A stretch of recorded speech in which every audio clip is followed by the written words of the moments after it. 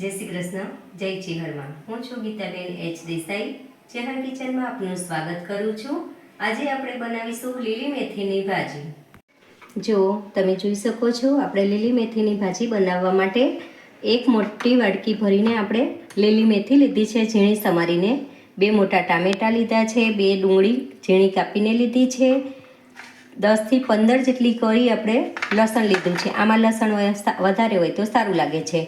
આ લીધા છે સિંગદાણા, આપણે રોસ્ટ કરીને લીધા છે, એના હજી આપણે પીસવાના છે. આ છે તલ, આ છે ચણાનો લોટ, લીલા મરચાં અને આદું, અને આ છે તેલ, અને આ છે દળેલા મસાલા. આપણે સૌથી પહેલાં લસણ અને મેથીને થોડી ફ્રાય કરી લેવાની છે, મતલબ થોડી જ શેકી લેવાની છે તેલની અંદર. તો આપણે ચાલુ કરી દઈશું ગેસ હવે, અને આપણે મેથીને થોડી શેકી લઈશું. જો આપણું તેલ અહીંયા આવી ગયું છે. આપણે સૌથી પહેલાં અહીંયા રાઈ નાખવાની છે. રાઈ નાખ્યા પછી આપણે અહીંયા જીરું નાખવાનું છે. પછી થોડી હિંગ નાખવાની છે.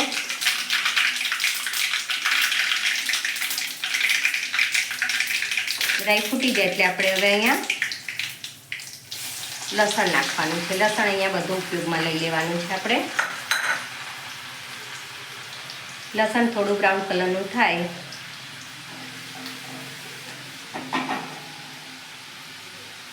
અહીંયા આપણે મેથી નાખવાની છે.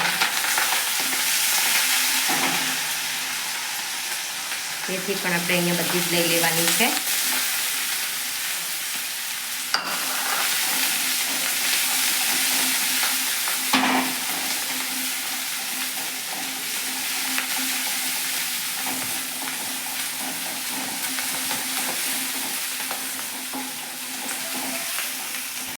જુઓ, તમે જોઈ શકો છો, આવી રીતે આપણે મેથીને થોડી ફ્રાય કરી લેવાની છે. ચલો આપણે હવે આને પીસી લેશું.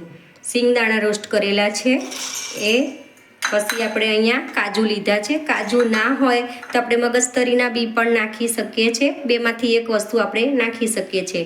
આ ચણાનો ભૂક્કો છે, ચણાનો ભૂક્કો પણ આપણે અહીંયા નાખી શકીએ. અને આ છે સફેદ તલ. આ બધી જ વસ્તુને આપણે અહીંયા પીસી લેશું. આપણે આદુ મરચાંને પણ પીસી લેશું, થોડા અધકચરા પીસવાના છે. આ છે ટામેટાં. આપણે ટામેટાની પણ પ્યુરી કરી દેવાની છે. તો આપણે મિક્સર જારમાં આને પીસી લઈએ. ચલો હવે આપણે ગ્રેવી કરી લઈશું. ગ્રેવીમાં આપણે તેલ 4-5 ચમચી જેટલું લેવાનું છે, કારણ કે આપણે આગળ મેથી શેકી હતી એમાં આપણે તેલ લીધું હતું.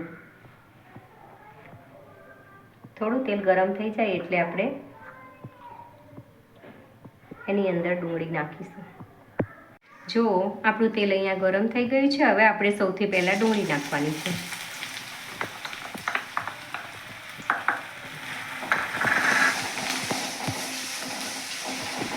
ડુંગળીને આપણે અહીંયા થોડો કલર બદલાય ત્યાં સુધી સાતળવા દેવાની છે.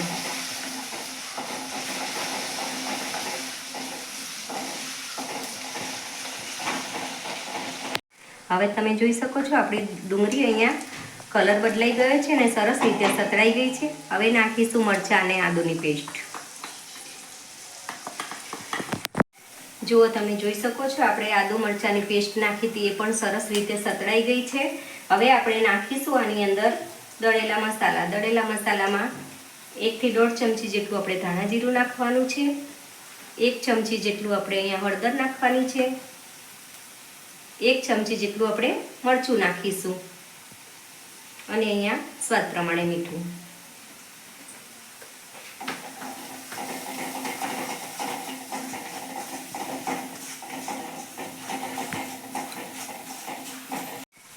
પોણી ચમચી જેટલું આપણે અહીંયા ગરમ મસાલો નાખવાનો છે. જો આપણા બધા મસાલા અહીંયા સરસ રીતે સતળાઈ ગયા છે. હવે આપણે અહીંયા નાખીશું ટામેટા પ્યુરી.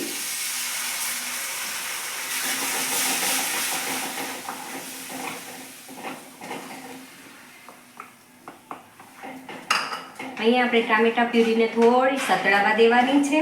એની અંદરથી તેલ છૂટું પડી જાય ત્યાં સુધી આપણે એને રોસ્ટ થવા દઈશું.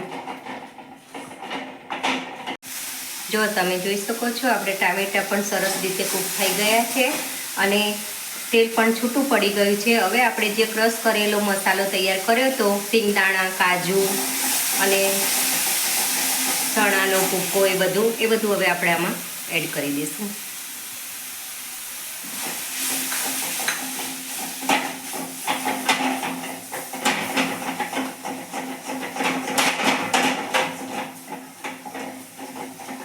હવે આપણે આની અંદર થોડું પાણી એડ કરીશું.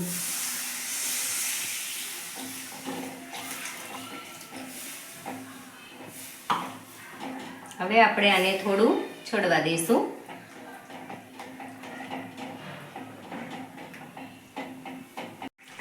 જુઓ, તમે જોઈ શકો છો કે આપણા બધા જ મસાલા અહીંયા સરસ રીતે સતળાઈ ગયા છે, સરસ રીતે ચડી ગયા છે. મસાલો પણ સરસ રીતે થઈ ગયો છે અને આ તેલ છૂટું પડી ગયું છે. હવે આપણે આને નાખી દઈશું મેથી અને આપણે લસણ જે પહેલાં સાતડીને મૂક્યું હતું એ.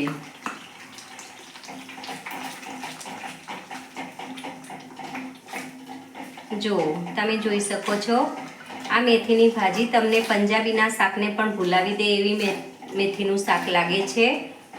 તમે પણ તમારા ઘરે આવી રીતે મેથીનું શાક ટ્રાય કરજો. જો તમે જોઈ શકો છો આપણે મેથીની ભાજી અહીંયા સરસ રીતે રેડી થઈ ગઈ છે. હવે આપણે આને નીચે ઉતારી લઈશું. ચલો હવે આપણે આને સર્વ કરી લઈશું.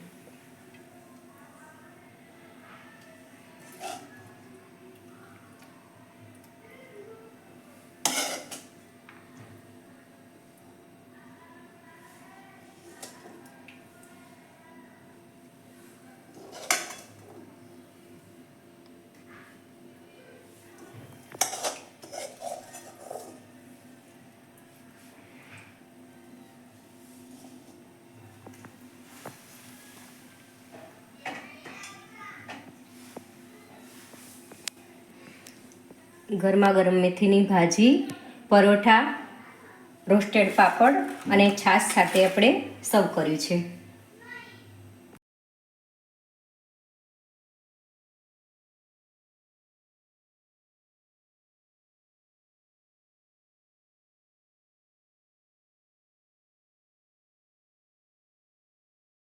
જો તમને મારી રેસીપી પસંદ આવી હોય તો મારી ચેનલ ચહેર કિચનને લાઈક કરો, શેર કરો અને સબસ્ક્રાઈબ કરો.